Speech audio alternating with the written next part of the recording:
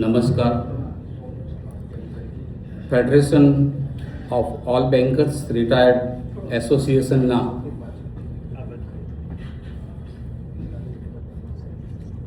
હોદ્દેદારો તેમજ અત્રે પધારેલા મારા વાલા સિનિયર સિટીઝનોને શૈલેષ સરના નમસ્કાર.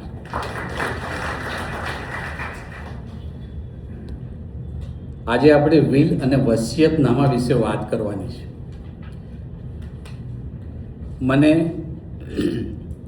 જેબી પટેલ સાહેબે કહ્યું છે કે 45 મિનિટનો સમય છે, એટલે હું સમયની મર્યાદામાં હું મારું વિલનું વક્તવ્ય પૂરું કરીશ. પછી વિશાલભાઈને પણ આપ સાંભળવાના છો. એડવોકેટ હોવું અને નિઃશુલ્ક વિલ કરી આપવું એટલે કોઈના પણ મનમાં શંકા કુશંકા જાય, અને એ પણ અમદાવાદમાં. એ શક્ય જ ના બને. પણ કોઈ પણ કાર્ય પાછળ ઘટના અથવા દુર્ઘટના એ કાર્ય કરતું હોય છે. આ કાર્ય કરવાની પ્રેરણા મને ક્યાંથી મળી એ હું 3 મિનિટમાં હું આપને જાણ કરીશ. મારા મોટાભાઈ સુરેશ હિંમતલાલ શાહ ઇન્કમટેક્સ પ્રેક્ટિશનરની ના તંદુરસ્ત તબિયતમાં 2007માં એમને હોસ્પિટલાઇઝ કરવા પડ્યા. હોસ્પિટલમાં એડમિટ કર્યા પછી ડૉક્ટરે મને પૂછ્યું કે તમારે શું થાય? મેં કીધું મારા મોટા ભાઈ છે. ત્યારે મને એમને એવું કહ્યું કે એમની તબિયત વધારે સારી લાગતી નથી, 2 થી 3 દિવસમાં એમનું અવસાન થશે. હું સ્તબ્ધ થઈ ગયો કે મારા ભાઈ 58 વર્ષની ઉંમરે આટલા તંદુરસ્ત વ્યક્તિને એમને હેપેટાઇટ બી થયો હતો, અને એ વખતે એની મેડિસિન્સ નહોતી મળતી. અચાનક જ એક જ દિવસ સવારે મને હોસ્પિટલમાં મને કહ્યું કે શૈલેષ મારું વિલ બનાવી નાખ. મેં કીધું ભાઈ તમારે વિલની શું જરૂર છે? તમારું આયુષ્ય તો ઘણું છે. તો કે ના ના એવું નહીં, મારું વિલ કરી નાખ. હું વિલ કરવા માટે મારી ઓફિસે ગયો તો લેન્ડલાઇન ઉપર થોડી વારે કોઈને કહેવડાવે કે જલ્દી કરો, મોડું થઈ જશે. મારા જીવનનું પ્રથમ વિલ મારા મોટા ભાઈનું 2007માં મેં કર્યું. એ વિલ કર્યા પછી, એ વાંચ્યા પછી મારી સામે હસ્યા અને કહ્યું હવે મને કંઈ પણ થાય એની મને ચિંતા નથી. એ વિલ વાંચી એમાં સિગ્નેચર કરી અને ઘરના દરેકનું ધ્યાન રાખજે, અને મારી એક ઈચ્છા છે કે મારું મૃત્યુ તારા ખોળામાં થાય. મેં કહ્યું ભાઈ ભાભીને બા એ પણ છે, તો પછી કેમ? કે એ લોકો સહન નહીં કરી શકે, એ તું જ સહન કરી શકીશ. એટલું કહીને એ કોમામાં ગયા અને એમને અંતિમ શ્વાસ લીધો.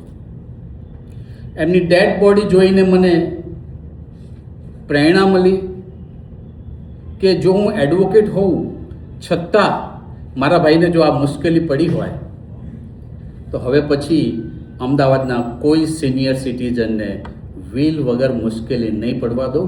એટલું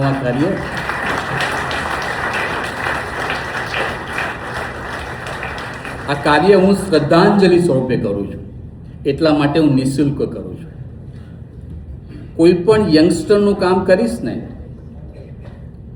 તો કટસી ખાતર કહેશે ઓકે થેન્ક યુ. જ્યારે કોઈ સિનિયર સિટીઝનનું કામ કરીશું તો કોમા ઇન્ટુ ઇન્વર્ટેડ કોમામાં કહેશે ભગવાન તમારું ભલું કરશે. That's it.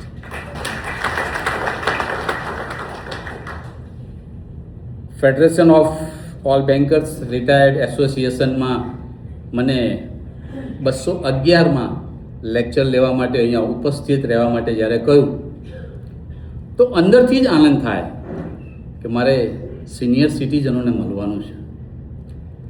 જો ડાયરેક્ટ બ્લેસિંગ જોતા હોય ને તો સિનિયર સિટીઝનની સેવા જ કરવાની હોય, ડાયરેક્ટ. અને મારે પુણ્યની કમાણી કરવી છે. આર્થિક મારી પાસે પૂરતું છે, પણ આ પુણ્યની કમાણી કરવા માટે આ કાર્ય હું કરી રહ્યો છું. અને એ કાર્યમાં મારા પત્નીનો ભાગ નહીં, પુણ્યની કમાણીમાં એનો પણ ભાગ નહીં. મારું પુણ્ય મને જ મળવાનું છે, એટલા માટે હું આ કાર્ય કરી રહ્યો છું. આપણે વિલની વાત કરીશું, એ પછી હું લિટરેચર આપીશ. ક્વેશ્ચન એન્સર જે પણ થવાના છે એ પટેલ સાહેબ કહેશે ત્યારે થશે. હવે આપણે વિલની વાત કરીશું.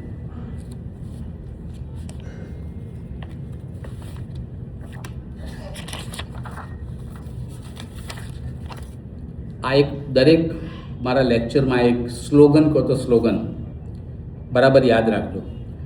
વધારે પડતી લાગણી અને આવેશમાં આવી જઈને જીવતા જીવત તમારી મિલકત કે કેશ, સ્થાવર મિલકત કે જંગમ મિલકત. સ્થાવર મિલકત એટલે જમીન સાથે જોડાયેલી મિલકત, અને બાકીની બધી જંગમ મિલકત, cash, bank balance, gold, silver, એ બધું જ હયાતીમાં તમારા પુત્ર પુત્રીને આપી દેશો નહીં.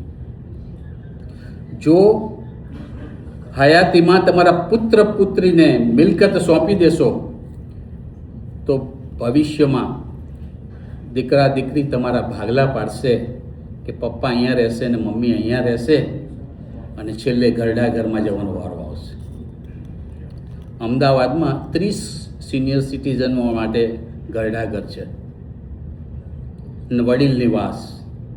કેટલી કરુણ પરિસ્થિતિમાં આપણે જીવી રહ્યા છીએ. આપણે આપણા ફાધર મધર સાથેના રિલેશનો કેટલા તંદુરસ્ત હતા, જમાનો બદલાતો જાય છે. દીકરા દીકરીઓને આપણા માટે લાગણી હોય, પણ આપણા ફાધર મધર માટે જે લાગણીઓ હતી એ થોડી ઓછી થતી હોય એવું લાગે છે. એટલા માટે વિલ યાને વસિયતનામું કરી નિશ્ચિંત થઈ જજો. વિલ વિશેની હું દરેક બાબતો આવરી લઈશ સમય મર્યાદામાં, અને એ પછી પણ આપણે બધા ડિનરમાં સાથે છીએ, કોઈને પણ ક્યારે પણ પૂછવું હોય તો પૂછી શકો છો. વિલ શા માટે કરવું જોઈએ? હિન્દુ પુરુષના અવસાન બાદ મિલકતની વહેંચણી માટે આપણા સમાજમાં સામાન્ય એવો ખ્યાલ પ્રવર્તે છે કે આપણે અવસાન પામીશું એટલે આપણા પુત્ર પુત્રીને આપણી મિલકત મળી જશે. પરંતુ કોને કેટલી મિલકત આપવી એ આપણે નક્કી કરવાનું છે. આપણા મિલકતનો વહીવટ આપણે જ કરવાનો છે. આપ સબ તો બેન્કર્સ છો, એટલે તમને તો ખ્યાલ છે કે બેલેન્સ શીટ કેમ મેળવવી, પણ જીવનની બેલેન્સ શીટ મેળવવા માટે વિલ અને વસિયતનામું ખૂબ જ જરૂરી છે. આપણને એક કહેવત યાદ છે, જર જમીનને જોરું છે કજિયાના છોડ. જીવનમાં મિલકતોનો વિખવાદ થાય તેને કોર્ટમાં જવું પડે એવા પ્રસંગો બહુ જ બને છે. સિવિલ કોર્ટમાં પ્રેક્ટિસ કરનારાઓને તો બહુ જ ખબર છે કે આવી બધી મુશ્કેલીઓ પડે છે, એટલે વિલ યાને વસિયતનામું કરીને નિશ્ચિંત થઈ જવું જોઈએ. વિલ એ એવો દસ્તાવેજ છે કે તમારા અવસાન પછી જ એનો અમલ થાય છે. ઘણાને એવું હોય કે વિલ કરીએ એટલે કે બધું જતું રહ્યું, બસ આપણે લખીને આપી દીધું. એવું નથી. વિલ એ ગુપ્ત દસ્તાવેજ છે. વિલની માહિતી તમારી પાસે એકદમ ગુપ્ત રાખજો. બહેનોને તો ખાસ હું કહું છું, બહેનોને ટેવ હોય કે વિલ કર્યું હોય ને એટલે હું ખાસ સૂચના આપું કે ઘરે જઈને સૌથી પહેલાં દીકરીને ફોન ના કરતા કે બેટા વિલ કરી નાખ્યું, ચૂપ રહેજે. આ તો કેવું જાહેરમાં કહું છું, ખાનગી રાખજો. એવી પરિસ્થિતિ ઉપસ્થિત ન થાય એટલા માટે વિલ કરી અને તમારે નિશ્ચિંત થવું જોઈએ. વિલ કોણ કરી શકે?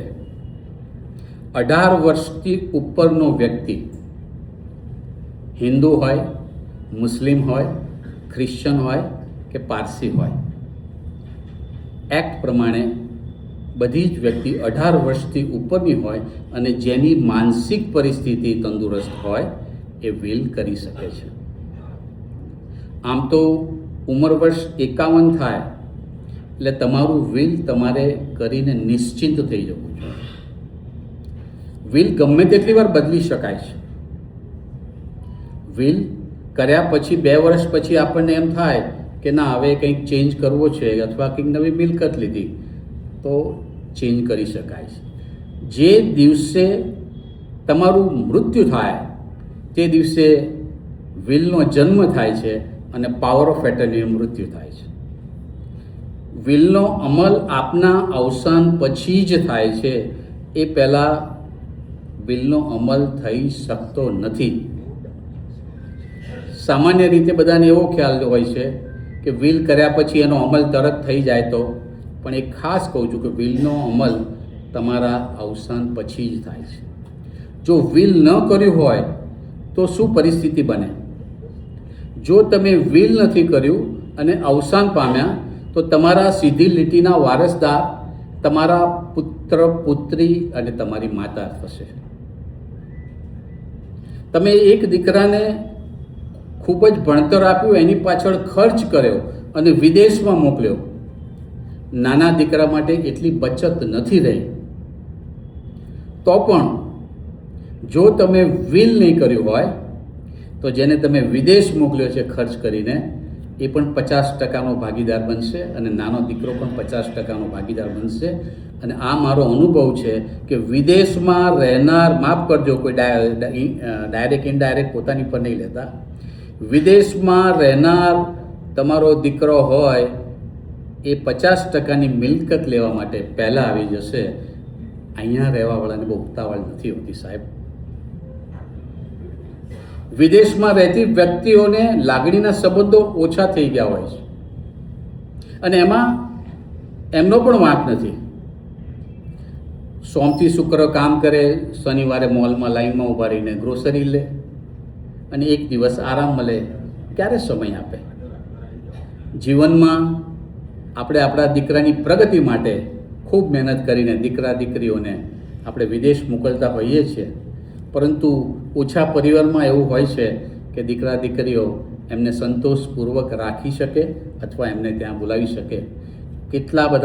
કેટલી બધી એવી પરિસ્થિતિઓ હોય છે કે વિદેશ ગયા પછી મા બાપને જવું હોય તો પણ જઈ પણ શકતા નથી. પણ વિલ કરી એમની ઈચ્છા, વિલ એટલે તમારી ઈચ્છા, તમારે મિલકત કોને આપવી, કેટલી આપવી, એ વિલમાં નક્કી થાય છે. ઘણીવાર આપણે વિલ કરતા નથી અને પછી સીધી લીટીના વારસદારોને એમને મિલકત મળી જાય છે.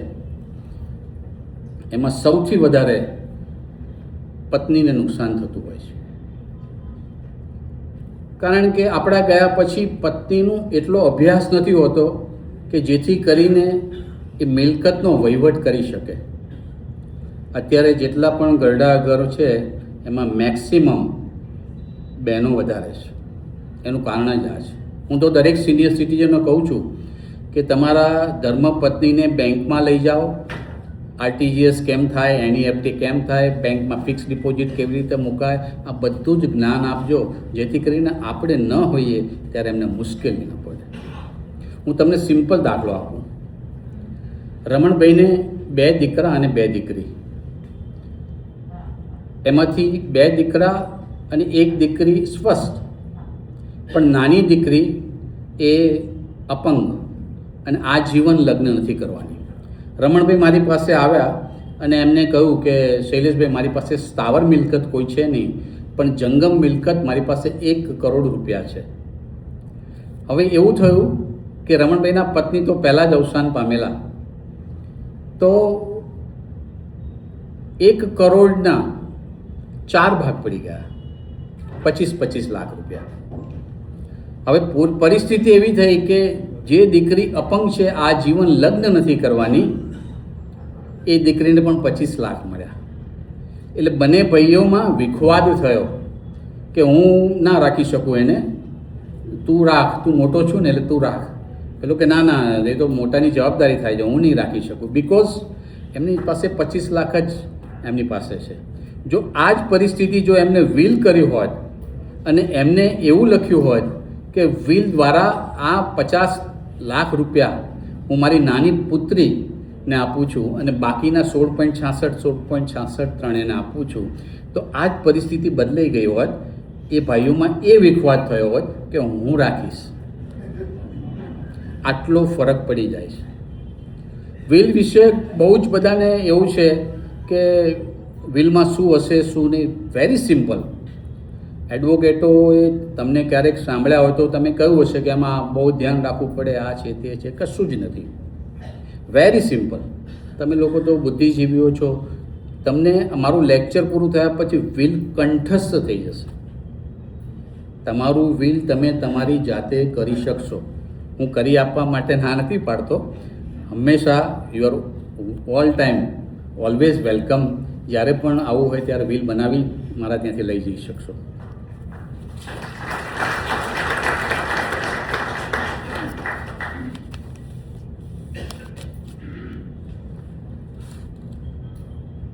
વિલ કોણ બનાવી શકે? 18 વર્ષથી ઉપરનો વ્યક્તિ વિલ બનાવી શકે. સગીર વ્યક્તિ એનું વિલ બનાવી શકે નહીં, કારણ કે એ માઇનોર છે. માઇનોરને વિલ કરવાનો અધિકાર નથી. બેરી મૂંગી વ્યક્તિ વિલ બનાવી શકે, અંધ વ્યક્તિ વિલ બનાવી શકે. કોઈને ના તંદુરસ્ત તબિયત હોય અને જમણા હાથે લખી શકતા હોય અને પેરાલિસિસ થઈ ગયો તો લખી ન શકતા હોય તો ડાબા હાથના અંગૂઠાનું નિશાન કરીને પણ વિલ બનાવી શકે. કોઈને બંને હાથ ન હોય, હાથ જ ના હોય તો ડાબા પગના અંગૂઠાનું નિશાન કરીને પણ પોતાનું વિલ કરી અને નિશ્ચિંત થઈ શકે છે. તમારું વિલ તમારે સ્થાવર અને જંગમ મિલકતનું સાથે જ કરવાનું હોય છે. તમે જો એમ માનતા હોય કે મારે પ્રોપર્ટીનું એક વિલ કરવું છે અને બાકીનું નથી કરવું, તો એ કરી શકાય નહીં. નશો કરેલી વ્યક્તિ વિલ ન કરી શકે, કારણ કે એને ખબર નથી કે હું આ મિલકત કોને આપવા માગું છું. વિલ હંમેશા પોતાની સ્વપાર્જિત મિલકતનું કરવું જોઈએ. જે મિલકત દસ્તાવેજ કરી અન્ય કોઈને ટ્રાન્સફર કરી શકાતી હોય, એટલે એની માલિકી હોય, એનું એ વિલ કરી શકે. સ્વપાર્જિત મિલકત, પોતાની મિલકત, પોતાના નામે છે, પોતાના નામે દસ્તાવેજ છે અથવા શેર સર્ટિફિકેટ છે, એની મિલકતનું વિલ કરી અને નિશ્ચિંત થઈ શકે છે. વિલમાં જરૂરી નથી કે તમારા પુત્ર પુત્રીને જ આપવું. તમારા ભત્રીજા હોય, તમારા ભાણિયા હોય, જે તમને સેવા કરી હોય, તમે નિસંતાન હોય, અપરિણીત હોય, તો પણ તમે વિલ કરી શકો છો. ખાલી ક્રિશ્ચન અને પારસીઓના વિલમાં એવું હોય છે કે મેરેજ પહેલાં જો વિલ કર્યું હોય તો એ રદ બાતલ ગણાય, પછી મેરેજ પછી નવું વિલ કરવાનું હોય છે. પણ આપણા હિન્દુઓમાં એ વસ્તુ નથી. મુસ્લિમ લો પ્રમાણે મુસ્લિમ એમનું 33% જ વિલ કરી શકે છે. આપણે 100%નું વિલ કરી શકીએ. મુસ્લિમ એમના 33%નું જ વિલ કરી શકે છે. બાકીના એમના સીધી લીટીના વારસદારોને જ મળે છે. જ્યારે આપણે 100%નું વિલ ધર્માદો કરવો હોય 100%નો, તો પણ તમે કરી શકો છો. એમાં કોઈ રોકટોક હોતી નથી. પણ એ વિલ તમારી સ્વપાર્જિત મિલકતનું હોય. ઘણાને જોઈન્ટ નામે મિલકત હોય, સ્થાવર મિલકત, તો બસ એવો જ મનમાં ખ્યાલ કે હું અવસાન પામીશ એટલે ઓટોમેટિક મારા વાઈફના નામે થઈ જશે અને મારા વાઈફ ગુજરી જશે તો મારા નામે થઈ જશે. એ ખ્યાલ બિલકુલ ખોટો.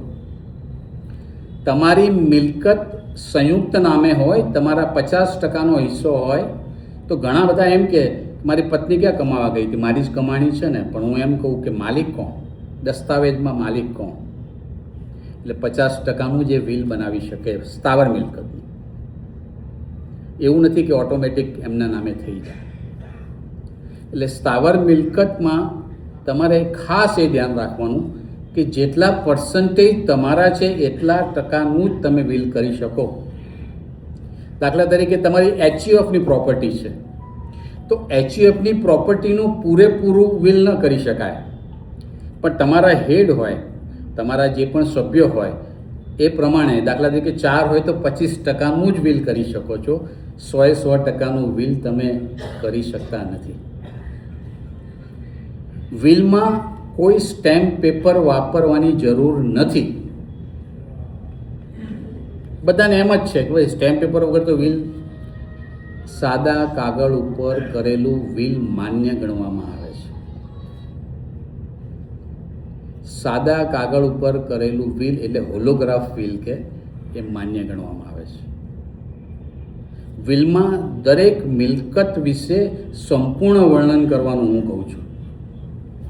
એટલે કે દાખલા તરીકે તમારી પાસે ફ્લેટ છે તો મારો અખંડાનંદ સોસાયટીમાં આવેલ ફ્લેટ નંબર 202 એવી રીતે નહીં, વ્યવસ્થિત જેમ તમે પરિશિષ્ટ દસ્તાવેજમાં લખો છો, મોજે ગામ મેમનગરના TP scheme number 1 final plot number 244 ઉપર આવેલ અખંડાનંદ કોઓપરેટિવ હાઉસિંગ સોસાયટીના ફ્લેટ નંબર 202 જેનો શેર સર્ટિફિકેટ નંબર 44 છે, જેના શેર 25 થી 30 નંબર સુધીના છે, તે મિલકત મારી સ્વપાર્જિત છે, મારી કમાણીની છે અને એ મિલકત હું મારા અવસાન બાદ મારી ધર્મપત્નીને આપવા માગું છું અથવા અન્ય કોઈને તમારું નામ જે પણ લખવું હોય એ લખી શકાય.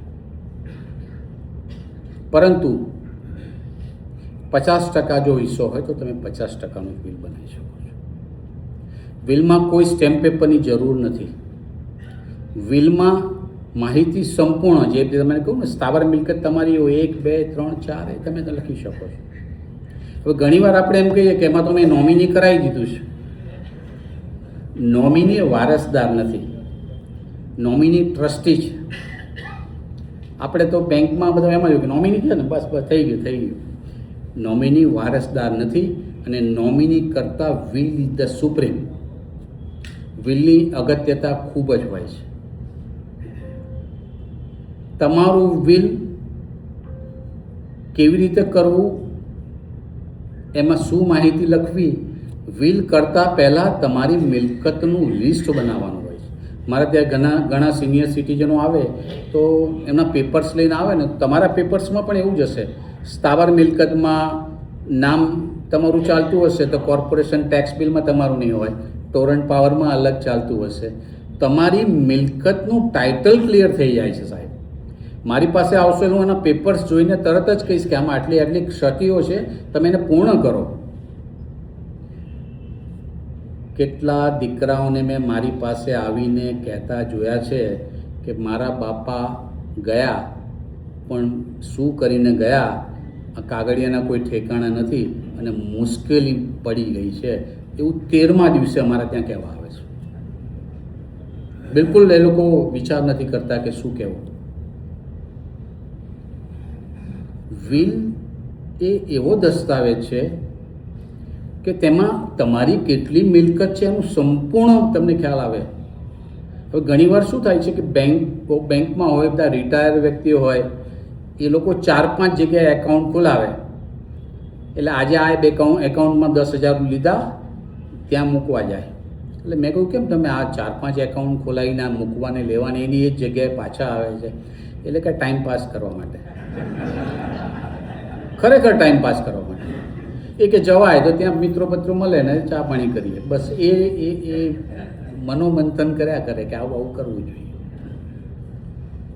શક્ય હોય ત્યાં સુધી તમારા બેંક એકાઉન્ટ્સ ઓછા કરી દો. વિલ દ્વારા જે મિલકત તમને મળે છે એમાં ટ્રાન્સફર ફી પણ લાગતી નથી. સ્ટેમ્પ ડ્યુટી તો બાજુમાં રહી, ટ્રાન્સફર ફી પણ લાગતી નથી. 5 પેજનું વિલ તમે કરેલું હોય તો તમારી કરોડોની મિલકત એક જ દિવસમાં ટ્રાન્સફર થઈ જાય છે સાહેબ. તો કેમ ન કરવું? વિલ વિશેનો લોકોને ખ્યાલ એવો હોય છે, હું કોઈને પૂછું કે ભાઈ તમે તમારું વિલ કર્યું, તો કે ના મારી તબિયત તો સારી રહે યાર, આવું કેમ બોલે? એટલે વિલ કરવું એટલે મૃત્યુશૈયાથી નજીક છો એવી વાત નથી, પણ આ એક વ્યવસ્થાનો ભાગ છે. જીવનમાં તમે કેટલી બધી કમાણી કરીને, બહેનોએ તો કેટલી બધી બચતો કરી હોય અને બચત કર્યા પછી એ પૈસાનો કેવો વહીવટ કરવો એ સમજી શક્યા નહીં. હવે બચત કર્યા પછી આ નોટબંધીમાં એ પણ બહાર નીકળી ગઈ, ખુલ્લા પડી ગયા કે ભાઈ આમની પાસે આટલા પૈસા છે, કહેવું જ પડે ને શું થાય. એવી ઘણી મુશ્કેલીઓ થઈ. પણ તમારી મિલકતની જાળવણી કેવી રીતે કરવી ને ટાઇટલ કેવી રીતે કરવા એ તમારા હાથમાં છે. ઘણા બનાવો એવા બને છે કે દીકરા દીકરીઓ આપણાથી વિરુદ્ધનું વર્તન કરે અને જબરજસ્તી તમારું વિલ કરવા માટે ચોપડો લઈને આવે નોટરીનો, અહીંયા સહી કરો, અહીંયા સહી કરો, અહીંયા સહી કરો. આપણે તો લાચાર હોઈએ કે દીકરો કેમ મારે કરવાનું, એટલે આપણે સહી કરી દેતા હોય છે. પણ ક્યારેય પણ આવું બને કે દીકરો તમારી જોડે જબરજસ્તી વિલ કરાવી ગયો, સિગ્નેચર કરાવી ગયો, નોટરીમાં સહી સિક્કા થઈ ગયા, તમને ખબર પણ છે, તો આવા વખતે તમે શું સિગ્નેચર કરી આપશો? જવાબ ના આપ્યો. જ્યારે પણ તમારા દીકરા દીકરી બધાના સારા જ છે, બધાના શ્રવણ જ છે, પણ જ્યારે પણ આવો બનાવ બને કે દીકરા કે દીકરી એમ કે અહીંયા સહી કરો, અહીં સહી કરો, અહીં સહી કરો, એમની જોડે વિખવાદ કર્યા વગર તમે સિગ્નેચર વિલમાં કરી દેજો.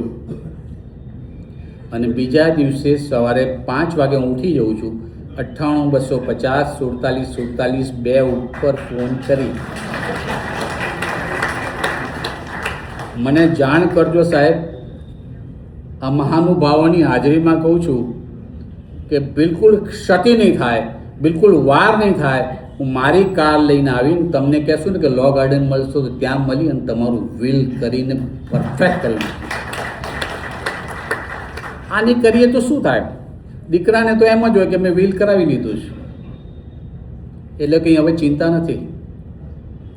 ઘણીવાર હમણાં એક મારે પ્રસંગ 1 વર્ષ પહેલાં થયો કે એક ભાઈ આવ્યા, હું નામ ન કહી શકું કારણ કે આ તો ગુપ્ત દસ્તાવેજ છે. એ આવીને મને કહ્યું કે શૈલેષભાઈ મારું વિલ કરી નાખો. મેં તો હા કરી દઈએ. બધી વિગત મેં લઈ લીધી.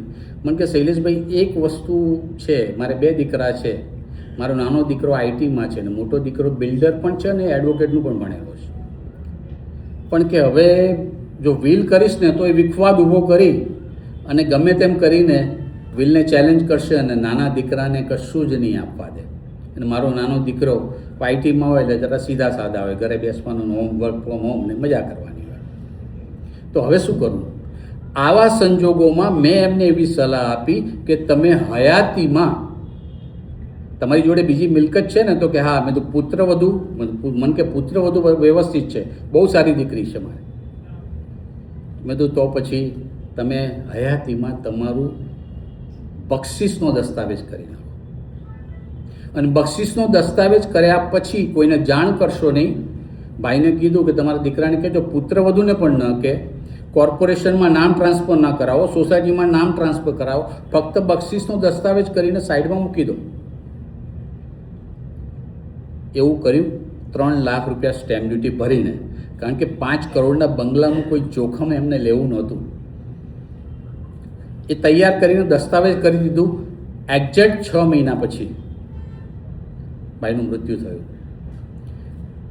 દીકરો જે બિલ્ડર હતો એ આવી ગયો, આટલા મોટા બંગલામાં તને ના ફાવે, હું તને સારો ફ્લેટ અપાવી દઉં છું, મારી એક સ્કીમમાં તું રહેવા જતો રહે અને આ બધું હું ટ્રાન્સફર કરાવી લઉં છું. ત્યારે એ આઈટીમાં તો એ દીકરાએ કહ્યું કે મને ખબર નથી, પણ પપ્પા એવું કહેલું કે શૈલેષભાઈ શાહ એડવોકેટને તમારે મળવા જવાનું છે. મારી પાસે આવ્યો એટલે મને કે શૈલેષભાઈ શું હતું? મને કહે કે મારા પપ્પાએ કંઈ વિલ કરેલું. મેં તો એમને વિલ કરેલું છે. તો એમને વિલની એક કોપી નાના દીકરાએ મને આપી, મેં એમને આપી. મેં તો વાંચો તમે. તો મને કે આમાં સ્થાવર મિલકત તો લખી જ નથી. મેં તો સ્થાવર મિલકત તમારા પિતાના નામે હતી જ નહીં. તો કે કોના નામે હતી? મેં તો આ દીકરાના નામે હતી. સાહેબ એટલો કકળાટ કર્યો અને મને કહ્યું પણ ખરું કે હું તમને જોઈ લઈશ. આવી ધમકીઓ આવે. મેં કહ્યું મારે આટલા બધા સિનિયર સિટીઝનના આશીર્વાદ છે, મારો તો વાળ પણ એટલો કોન્ફિડન્સ છે મને સિનિયર સિટીઝનો ઉપર કે કંઈ ના કરી શકે. આવી મિલકતો પણ ટ્રાન્સફર કરવી પડે છે, વિલ કરવું ન પડે અને તમારી સ્થાવર મિલકત પૂરતી હોય તો. એ વિલમાં 2 સાક્ષી જરૂરિયાત છે. જો વિલમાં 2 સાક્ષીની સહી ના હોય તો વિલ માન્ય ગણવામાં આવતું નથી. હોલોગ્રાફ વિલ તમે હાથથી લખીને પણ વિલ બનાવો છો. અમે તો કોમ્પ્યુટર ઉપર ટાઈપ કરીને, અમારે મનોજભાઈ છે મારા સ્ટાફ મેમ્બર, એ તૈયાર કરી આપે છે. વિલમાં 2 સાક્ષી કમ્પલસરી છે. પહેલી વસ્તુ કે વિલમાં સ્ટેમ્પ પેપરની જરૂર નથી. વિલમાં 2 સાક્ષી જરૂરી છે. સાક્ષી એ ઉંમરમાં નાના હોય એવા સાક્ષી લેવા, જેથી કરીને ક્યારેક વિલ ચેલેન્જ થાય તો કોર્ટમાં એ એફિડેવિટ આપી શકે કે રમણભાઈનું વિલ કર્યું ત્યારે સિગ્નેચર કરતા હતા ત્યારે હું હાજર હતો. સાક્ષીઓને પણ વિલ વંચાવવાની જરૂર નથી. સાક્ષીઓને પણ વિલ વંચાવવાની જરૂર નથી. સાક્ષી એ એના સાક્ષી છે કે વિલમાં રમણભાઈએ સહી કરી ત્યારે હું હાજર હતો. એ સિગ્નેચરના સાક્ષી છે, નહીં કે વિલના સાક્ષી. સાક્ષીઓ હંમેશા નાની ઉંમરના એટલા માટે હોવા જોઈએ કે એફિડેવિટ કરીને કોર્ટમાં જઈ શકે ત્યારે મળી શકે. જે આપણા હિતેચ્છુ છે, જેમને આપણી પર વિશ્વાસ છે, એવી વ્યક્તિઓને સાક્ષી તરીકે રાખવા જોઈએ. ઘણા પ્રશ્ન કરે કે શૈલેષભાઈ, સાક્ષી બે છે, એ બંને સાક્ષી અને મેં વિલ કરી નાખ્યું, પણ બંને સાક્ષી અવસાન પામ્યા તો શું, વિલનો અમલ થાય કે નહીં? જો બંને સાક્ષી અવસાન પામે તો પણ વિલનો અમલ થઈ શકે છે. એના વારસદારો સાક્ષીના એવી એફિડેવિટ આપે કે મનોજભાઈ અને રમણભાઈ, મારા પપ્પા, એ બંને ખાસ મિત્રો હતા, એમને ખબર હતી કે અહીં સાક્ષીમાં એ સહી કરવા માટે આવેલા, પણ એવું ન કરવા માટે, મુશ્કેલી ન પડે એના માટે એ વિલ ફરીથી આપણે બનાવી લેવું જોઈએ. એમાં બહુ સમય નથી લાગતો. અને હું ડાયસ ઉપરથી કહું છું, 3 વાર તમારું વિલ ચેન્જ કરી આપીશ, 3 ટાઈમ. 4થી વાર તમારી જાતે કરજો. રાઈટ? જો સાક્ષી અવસાન પામ્યું હોય અને વિલ કરનાર હયાત હોય તો એવા સંજોગોમાં શું થાય? નવું વિલ કરી લેવાનું, નવા 2 સાક્ષીઓની સહી લેવાની, પણ નવા બંને સાક્ષીઓને કહેવાનું નહીં કે અગાઉ મારા વિલમાં જે 2 સાક્ષી હતા એ ગુજરી ગયા.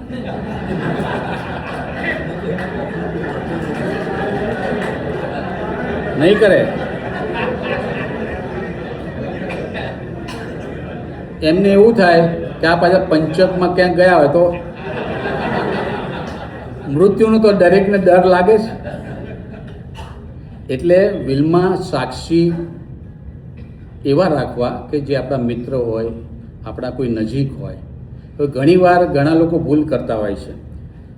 કારનો ડ્રાઈવર હોય ને એને સાક્ષી રાખી દે. આપણા પેલા મુનીમ હોય, એકાઉન્ટન્ટ હોય, એમને સાક્ષી તરીકે રાખી દે. પણ એવું કરવામાં આપણા મુનીમ કે ડ્રાઈવર હંમેશા આપણી સાથે નથી હોતા, એ છૂટા થઈ જાય. અને પછી જ્યારે વિલ ચેલેન્જ થાય ત્યારે એમને શોધવા બહુ મુશ્કેલ પડે છે. એટલે આપણાથી નજીક હોય, આપણા હિતેચ્છુ હોય એવી વ્યક્તિને સાક્ષી બનાવી શકાય. પરંતુ વિલમાં સાક્ષી જેને બનાવો તેને વિલમાંથી કોઈ મિલકત આપેલી હોવી જોઈએ નહીં. એટલે કે બેનિફિશિયરીને સાક્ષી તરીકે બનાવી શકાય નહીં.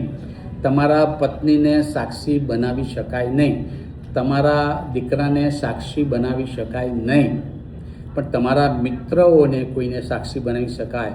તમારા શાળા સાથેના તંદુરસ્ત સંબંધો હોય તો તમારા શાળાને પણ કરી શકાય. અત્યારે આ બધી મુશ્કેલી છે.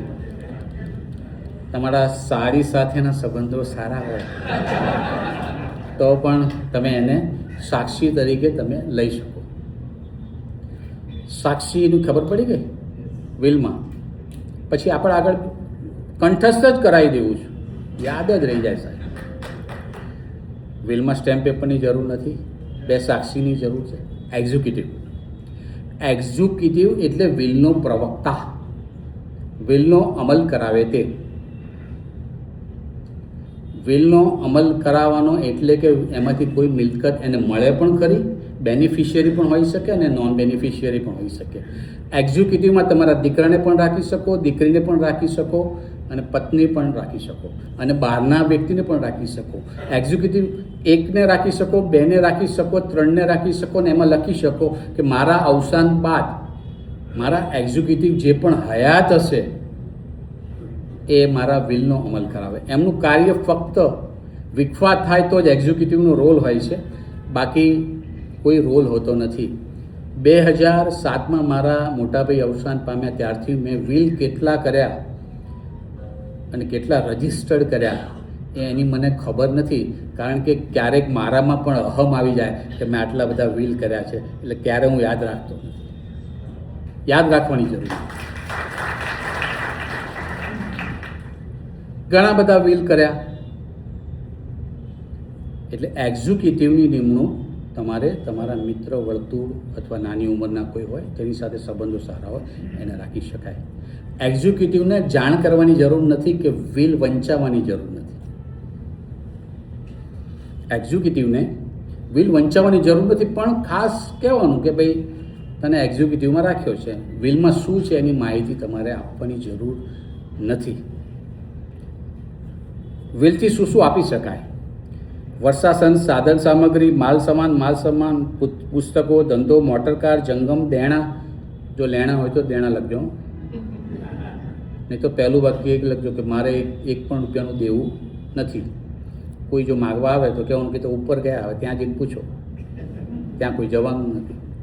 એટલે દેણા, ફર્નિચર, સ્થાવર મિલકત સાથે જોડાયેલી વસ્તુઓ, મિલકતની આવક, તમારે કોઈ કંપનીમાં પાર્ટનર હોય તો પાર્ટનરશિપમાં મારો આટલો પર્સન્ટેજનો ભાગ છે તે મારા અવસાન બાદ આને મળે, એ તમે વિલ દ્વારા તમે લખી શકો છો. વિલમાં તમે જે માહિતી લખી છે એ સંપૂર્ણ અને સંપૂર્ણ લખવાની થાય છે. તમારે ફક્ત મારા ત્યાં આવીને તમારી મિલકત, સ્થાવર અને જંગમનું લિસ્ટ જ આપવાનું છે કે મારી આટલી મિલકત છે કે મારી આટલી મિલકત છે, બસ. એનાથી વિશેષ કંઈ નહીં. બધું જ વિલ મારા ત્યાં રેડી રેકનર હોય છે અને બધું તૈયાર થઈ જાય છે. વિલ હું કોમ્પ્યુટર ઉપર ટાઈપ કરી તમામ વસ્તુઓ લખીને કોઈ ચેકચાક વગર કરું છું, જેથી કરીને વિલમાં કોઈ ડાઉટ ઉપસ્થિત ન થાય. વિલમાં તમામ માહિતી લખતી વખતે પૂરતું ધ્યાન રાખવામાં આવે છે. ફક્ત સાક્ષીઓ પૂરતું નહીં, પણ એક્ઝિક્યુટિવ કોણ છે, શું છે, શું નહીં, બધું જ લેતા હોય છે. ઘણીવાર ઘણા વડીલો આવે છે કે મારે મારા દીકરાને અને દીકરીને સરખો હિસ્સો આપવો છે, પરંતુ મારો દીકરો બરાબર સ્વભાવનો નથી અને મારી દીકરીને કશું જ મળશે નહીં. હું તમને બધાને નમ્ર વિનંતી કરું છું, દીકરી એ વાલનો દરિયો છે સાહેબ. જો શક્ય હોય ને તમારી પાસે વ્યવસ્થિત મૂડી હોય તો દીકરીને હયાતીમાં આપી દેજો. પાર્ટલી થોડું આપતા જ રહેજો. તમે માર્ક કરજો સાહેબ કે તમારી ના તંદુરસ્ત તબિયત હોય ને તમારી હેલ્થ બગડી હોય તો તમે ફોન કરજો. દીકરાને એક ફોન કરજો, દીકરીને જમાઈ બંને આવીને તમારી પાસે ઊભા રહેશે. દીકરાઓ ખરાબ છે એવી કોઈ વાત નથી, પણ એ કોઈ વ્યસ્ત હોય. અત્યારના સંજોગો પ્રમાણે તમારી દીકરી અને તમારો જમાઈ એ તમારા દીકરા દીકરી છે, અને તમારો દીકરો અને તમારી પુત્રવધુ એ તમારા વેવાઈના દીકરા દીકરી. એમાં ખોટું કંઈ છે જ નહીં. પહેલાં આપણે કહેતા હતા કે આ સાસર ગયેલો છે, ત્યાં પડ્યો રહે, જવા તો કંઈ તેને જે અનુકૂળ પડે એમ કરે. કોઈએ મને પૂછ્યું કે શૈલેષભાઈ મને 60 થયા, હવે મારે શું કરવું જોઈએ? એટલે મેં કીધું 60 સુધી જે કર્યું ને એ હવે તમારે નહીં કરવું જોઈએ. અને ખાસ બહેનોને 60 પછી પુત્ર વધુએ આ કેમ રાખ્યું, કેમ રોટલી વધારે પડી રહી, શાકનું શું થયું, આ બધું ધ્યાન રાખવાની બદલે તમે એન્જોય કરો યોર લાઈફ. અને એમાં વિલ કરીને તો બિલકુલ નિશ્ચિંત રીતે તમે વિલ કરો. વિલ કરવામાં ઘણીવાર ઘણા મને પૂછે કે શૈલેષભાઈ મારી પુત્ર વધુ મારી જોડે સંબંધો તંદુરસ્ત રાખતી નથી, બહુ મુશ્કેલી પડે છે મને, કે બહુ કકળાટ. મને કંઈક રસ્તો બતાવો. તમારી પુત્ર વધુ કકળાટ કર્યાનો રસ્તો હું કેવી રીતે બતાવું? હા, એક કામ કરો, તમે એક ભ્રામક વિલ બનાવો, ખોટું વિલ. અમુક વાર શું થાય, કોઈક વસ્તુ સારી કરવા માટે થોડું ખોટું કરવું પડે તો ચાલે. એટલે ભ્રામક વિલ કરી અને એમાં લખો કે આ વિલ દ્વારા મારી પુત્ર વધુને 40 તોલા સોનું આપું છું, અને એને વંચાય એવી જગ્યાએ મૂકી દો. એ વાંચ્યા પછી બીજે દિવસે તમારે ફક્ત ચા સિવાય ચેતનાના ગાંઠિયા અને બધો નાસ્તો આવે એટલે તમારે પૂછવાની જરૂર નહીં, વિલ તમારું વંચાઈ ગયું છે. અને બીજે દિવસે આવજો, હું તો તૈયાર જ છું. વિલમાં સ્ટેમ્પ પેપર નથી જોતો, વિલમાં સ્થાવર મિલકત અને જંગમ મિલકતની માહિતી, બરાબર. એક્ઝિક્યુટિવની નિમણૂક, કઈ કઈ મિલકતો આપી શકાય એની આપણે વાત કરી લીધી. વિલના પ્રકાર. વિલના ઘણા પ્રકાર છે. એક તો તમે અમેરિકા જતા હો તો એક શરતી વિલ તમે બનાવી શકો કે આ વિલનો અમલ 2027ની સાલ સુધી થાય. કન્ડિશનલ વિલ, એવું પણ તમે વિલ કરી શકો છો. તમે વિલ દ્વારા એવું પણ લખી શકો કે આ મિલકત મારા પુત્રને મળે, પરંતુ જો એના લગ્ન થાય તો, જો લગ્ન ન થાય તો આ મિલકત આ દીકરાને મળે, એવું પણ તમે લખી શકો. એક કન્ડિશનલ વિલ, એ પણ તમે લખી શકો.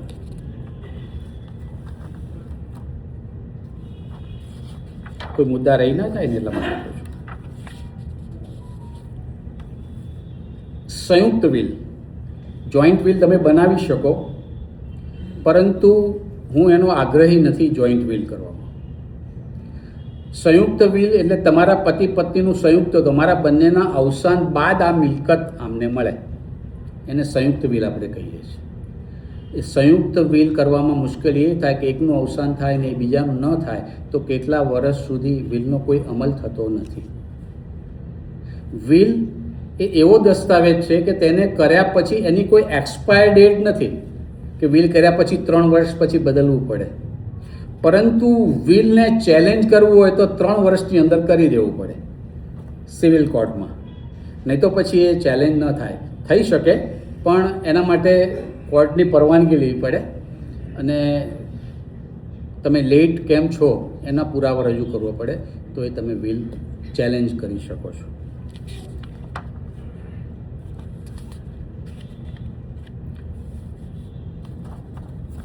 વિલ એ અંગત ઈચ્છા દર્શાવતો દસ્તાવેજ છે. તમારી ઈચ્છા શું છે? જીવન દરમિયાન તમે તમારા પત્નીનું જ કીધું કર્યું હોય એ તો હવે બધા સમજી ગયા, પરંતુ વિલ એક એવો દસ્તાવેજ છે કે તમે સ્વતંત્ર રીતે તમારું વિચારોથી તમારું વિલ કરી શકો છો. એમાં તમારા પત્નીને બી જાણ કરવાની જરૂર નથી. ઘણા કહે કે મારા પત્નીને મારે મિલકત આપવી છે પણ એને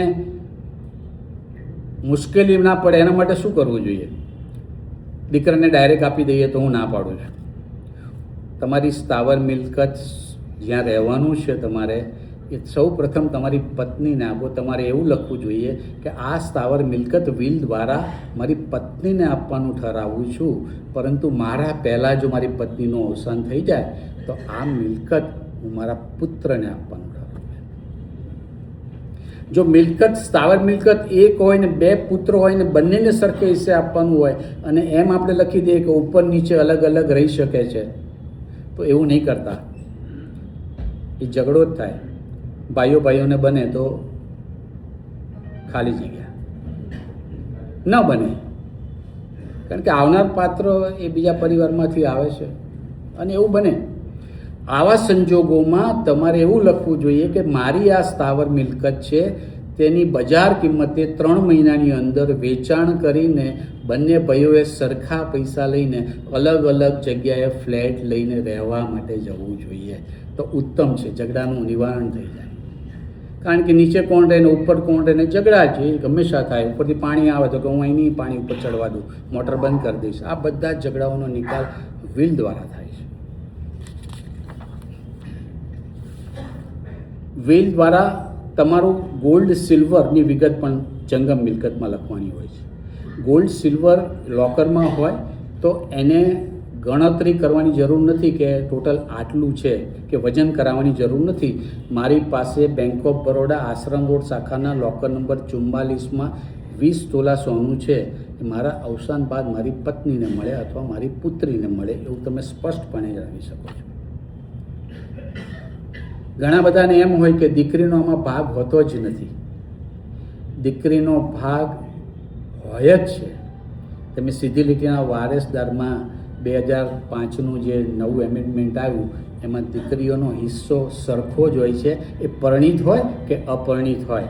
લગ્નમાં તમે 30-40 લાખ રૂપિયા ખર્ચ કર્યો હોય અને પછી તમને એવું થાય કે હવે વિલ નથી કરવું અને અવસાન પામો, તો પણ તમારા દીકરીને ભાગ આપવાનો થશે.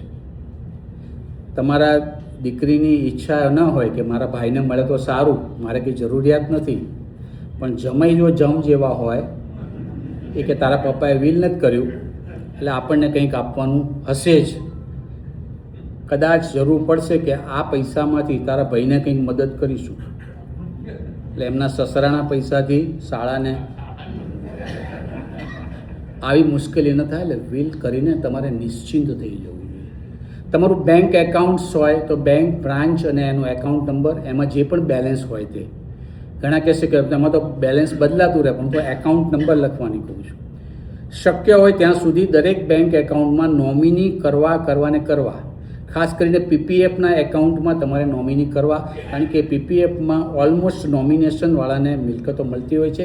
એક એલઆઈસીમાં પણ એવું હોય છે કે લાઈફ ઇન્સ્યોરન્સ કોર્પોરેશન ઓફ ઇન્ડિયામાં પણ તમારે તમારી પોલિસીમાં નોમિની કરાવી લેવા અને તમારે ચેક કરવા. ઘણીવાર એવું થાય છે કે નોમિનેશન પ્રમાણે કરવા માટે એ લોકો વારસદારોને પણ બોલાવતા હોય છે કે ભાઈ આ નોમિની આ છે, પણ બીજા વારસદારોને કોને મિલકત આપવાની છે, બધાને સરખો હિસ્સો આપવાનો છે કેમ. પણ વિલ જો રજૂ કર્યું હોય તો ત્યારે કોઈ મુશ્કેલી પડતી નથી. હવે ઘણાને એમ છે કે પ્રોબેટ લેવો પડે. ગુજરાતમાં પ્રોબેટની જરૂર નથી. ફક્ત 4 સિટીમાં જ પ્રોબેટની જરૂર છે: મુંબઈ, કલકત્તા, દિલ્હી અને ચેન્નઈ. ગુજરાતમાં પ્રોબેટની જરૂર હોતી નથી. વિલ એ સુપ્રીમ છે, વિલથી ઉપર કંઈ કશું જ હોતું નથી. ને 5 કે 6 પેજનું વિલ થઈ જાય એટલે તમે નિશ્ચિંત થઈ જાઓ છો.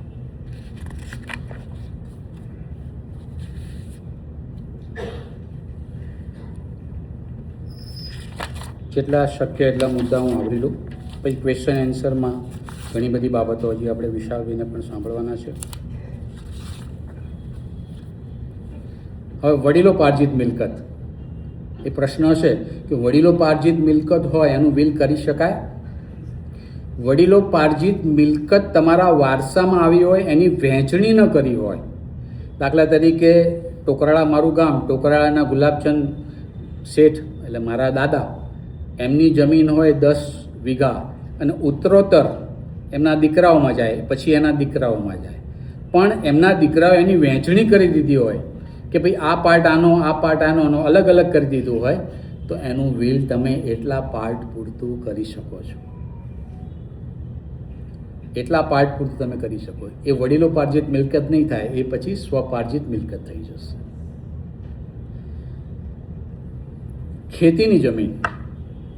ખેતીની જમીનમાં ખાસ વિલ કરી શકાય નહીં, અથવા વિલ કરો તો તમારા વારસદારોને જ મિલકત આપી શકાય. કારણ કે તમે ખેડૂત છો એટલે તમારા દીકરા દીકરીઓને ખેડૂતનો હક મળે, એ માટે વિલ દ્વારા એ મિલકત તમે આપી શકો છો. વિલ રજિસ્ટર્ડ કરાવાય કે નહીં, વિલના એક મુદ્દા લઉં છું. સામાન્ય સંજોગોમાં વિલ રજિસ્ટર્ડ કરાવવાની જરૂર નથી. વિલ કર્યા પછી 2 સાક્ષીઓની સહી હોય એને વિલ જ ગણાય. પણ વિલ રજિસ્ટર્ડ કરવાથી કાલ સવારે ચેલેન્જ થાય તો મુશ્કેલી પડતી નથી. વિલ રજિસ્ટર્ડ 2 રીતે થાય, એક નોટરી દ્વારા અને એક સબ રજિસ્ટ્રાર ઓફિસમાં. પણ નોટરી દ્વારા વિલ કરેલું પણ માન્ય છે, સાદું વિલ કર્યું એ પણ માન્ય છે, અને સબ રજિસ્ટ્રાર ઓફિસમાં રજિસ્ટર્ડ કરાવેલું વિલ પણ માન્ય છે. શક્ય હોય ત્યાં સુધી હું વિલ રજિસ્ટર્ડ જ કરાવડાવું છું. સાહેબ, આપ બધાના આશીર્વાદથી 2007થી જ કેટલા પણ વિલ કર્યા, હજી સુધી એક પણ વિલ ચેલેન્જ થયું નથી.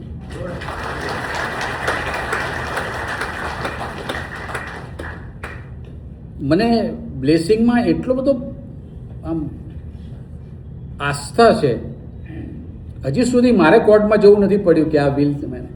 બીજું તમે કહું, ક્યારેય પણ તમારી પાસે 2 સાક્ષી ન હોય, અથવા કે એક છે ને એક નથી, શૈલેષભાઈ, ગમે ત્યારે મારી ઓફિસમાંથી મારા જુનિયર વિરલ પટેલ અથવા મનોજભાઈ બેન્કર તમારા વિલમાં સાક્ષી તરીકે સહી કરવા માટે હાજર જ રહેશે. ઘણાને મુશ્કેલી હોય કે સાક્ષી ન હોય, અથવા કોઈને કહેવું નથી મારે, અને મારો સ્ટાફ અને મારા જુનિયર હું હયાત છું ત્યાં સુધી મારી જોડે જ રહેવાનો છે, એટલે એની પણ તમે ચિંતા ના કરતા. જીવનમાં કંઈક આપીને જવું છે. તમે વિલ વિશેની કોઈ માહિતી તમારી પાસે હશે જ નહીં. અત્યારે તમને કંઠસ્થ હું એક તમને લિટરેચર પણ આપીશ. ખેતીની જમીન, હવે વિલમાં નોટરી કરાવવું અને વિલ રજિસ્ટર્ડ કરાવવું એમાં શું ફરક? વિલ નોટરાઇઝ કરેલું હોય તો કોઈને તમારા દીકરા કે દીકરીના હાથમાં આવી ગયો ને એના નામે કોઈ મિલકત ન લખેલી હોય તો વિલ ફાડીને ફેંકી દે તો એની પાસે આપણી કોઈ જ કોપી હોતી નથી. જ્યારે રજિસ્ટર્ડ કરેલું વિલ હોય તો ગવર્મેન્ટ ડોક્યુમેન્ટ કહેવાય. એમાં 2 સાક્ષીઓની સહીથી એ વિલ તમને ડુપ્લિકેટ મળી શકે છે. 2 સાક્ષીઓની સહીથી. જે સાક્ષીઓ પહેલાં વિલમાં હતા ત્યાંથી વિલ ખોવાઈ ગયું હોય તો ડુપ્લિકેટ વિલ મળી શકે છે. રજિસ્ટર્ડ વિલ કરવા માટે અમદાવાદની 14 સબ રજિસ્ટ્રારોમાંથી કોઈ પણ સબ રજિસ્ટ્રારમાં તમારું વિલ રજિસ્ટર્ડ કરી શકાય. ઇન્ડિયાની મિલકત હોય તો એનું ઇન્ડિયામાં વિલ થાય, વિદેશની મિલકત હોય તો વિદેશનું થાય, અહીંયાની મિલકતનું ત્યાં ના થાય, ત્યાંની મિલકતનું અહીંયા ના થાય. વિદેશોમાં તો વિલ કરવું એ કમ્પલસરી છે. વિલ તમારું અહીંયા થાય તો પણ તમારે બરોડા રહેતા હોય તો પણ અહીંયા થઈ શકે, તમે સુરત રહેતા હોય તો પણ અહીંયા થઈ શકે. અને મારી ઓફિસથી અને હું મેક્સિમમ વિલ પોલિટેકનિક અથવા ભીમજીપુરા વાડજ સબ રજિસ્ટ્રારમાં જ રજિસ્ટર્ડ કરાવું છું. જો કોઈની પાસે આર્થિક પરિસ્થિતિ નબળી હોય, વડીલોની હાજરીમાં કોઈની આર્થિક પરિસ્થિતિ વિલનો તો કોઈ ચાર્જ હું લેતો જ નથી અને લઈશ પણ નહીં. પણ રજિસ્ટ્રેશન માટેનો જે પણ ખર્ચ થાય, જો કોઈની આર્થિક પરિસ્થિતિ નબળી હોય ને એમ કે શૈલેષભાઈ રજિસ્ટર્ડ કરાવવું છે પણ મારી પાસે રકમ નથી, આ ડાયસ ઉપરથી કહું એ રકમ મને ભરવાનો લાભ આપો.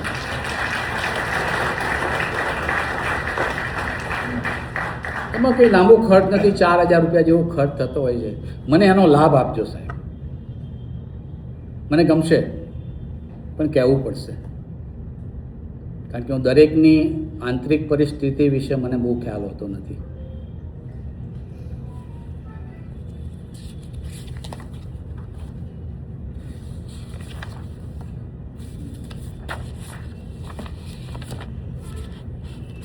હવે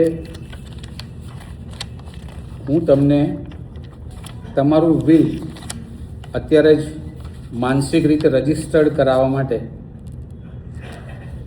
તૈયાર છું. સમય પતી ગયો તમારો. વિલમાં સ્ટેમ્પ પેપરની જરૂર નથી. વિલમાં 2 સાક્ષીની જરૂર હોય છે. સાક્ષી બેનિફિશિયરી ન હોવો જોઈએ. વિલ રજિસ્ટર્ડ કરાવવું સારું, પણ એ કમ્પલસરી નથી.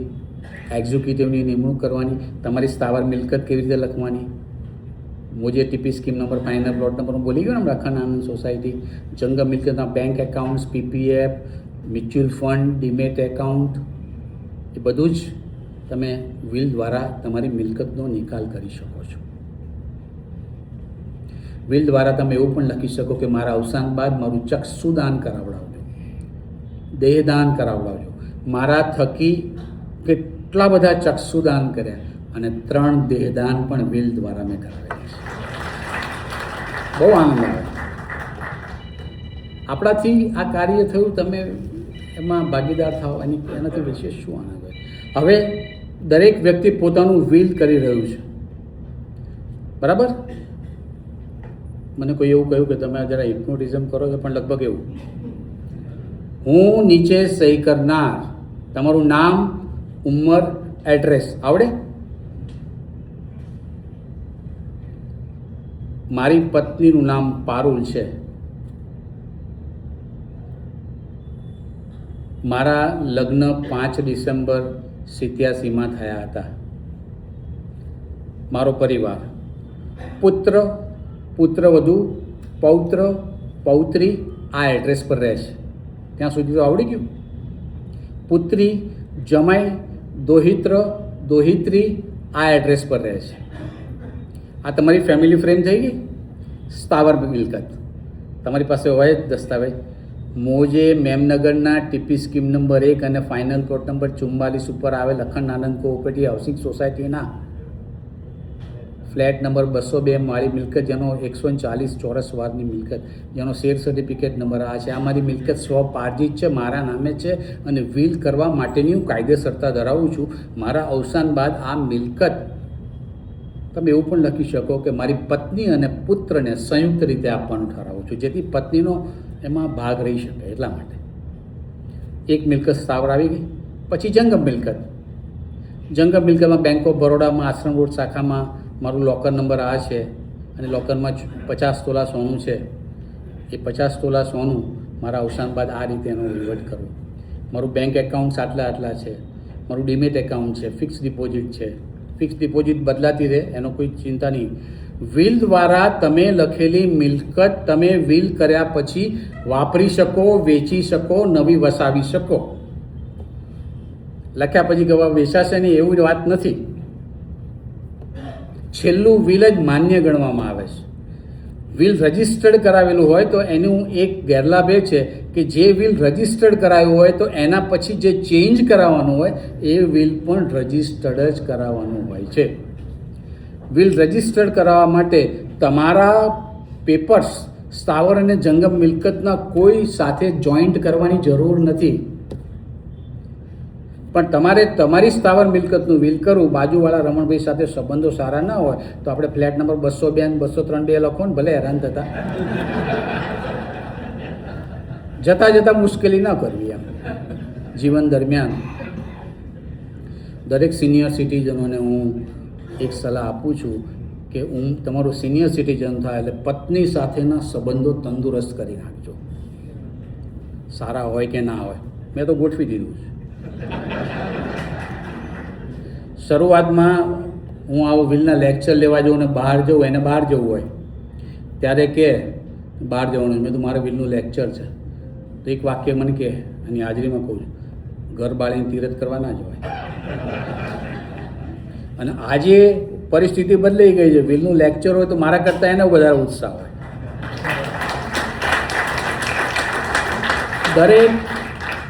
દરેક સ્ત્રીની જે પણ હોય, દરેક પુરુષની જે પણ ઇન્કમ હોય તે આગળ વધતો હોય એમાં સ્ત્રીનો હાથ ચોક્કસ હોય છે.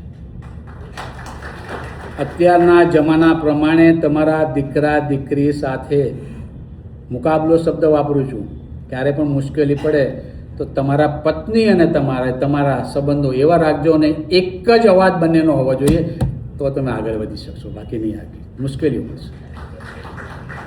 જંગમ મિલકત લખી દીધી, 2 સાક્ષીની સહી લેવાની, બંનેના આધાર કાર્ડ, તમારો ફોટો, આધાર કાર્ડ, નોટરી કરાવો તો 3 ફોટા, રજિસ્ટર્ડ કરાવો તો ખાલી આ વિલ કરનારના ફોટો.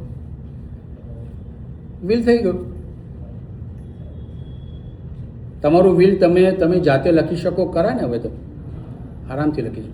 અને હું લિટરેચર આપું છું, એ પછી ક્વેશ્ચન આન્સર હશે એનો પણ હું જવાબ આપીશ. અને જે પણ હશે, આપણે વિશાલભાઈને પણ બહુ જ અગત્યની વ્યક્તિને આપણે સાંભળવાના છે. એટલે હું મારી વાણીને વિરામ આપું છું. Thank you very much.